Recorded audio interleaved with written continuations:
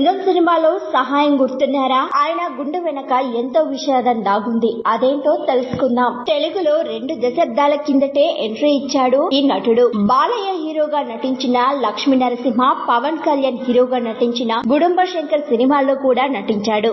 శ్రీ అతిథి, చలో, F3, వాల్తేరు వీరయ్య ఇలా పలు తెలుగు సినిమాల్లో మెరిశాడు ఈ నటుడు. ఇక ఇదిలా ఉంటే ఈ నటుడు అసలు ఎప్పుడు గుండుతో కనిపిస్తూనే ఉంటాడు.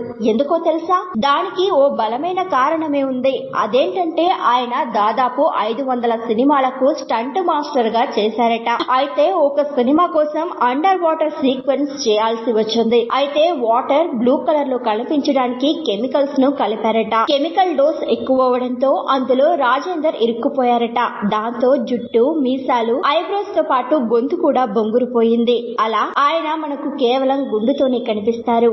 అంతేకాదు ఆయన వాయిస్ కూడా చాలా డిఫరెంట్ గా ఉంటుంది. నిజానికి అదే ఆయనకు చాలా కలిసి వచ్చింది. ఇక చివరగా తెలుగులో ఆయన విమానం సినిమాలో కనిపించారు.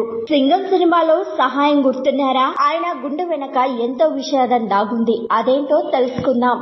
మరిన్ని ట్రెండింగ్ వీడియోల కోసం న్యూస్ 18 తెలుగు యూట్యూబ్ ఛానల్ ను సబ్స్క్రైబ్ చేసుకోండి.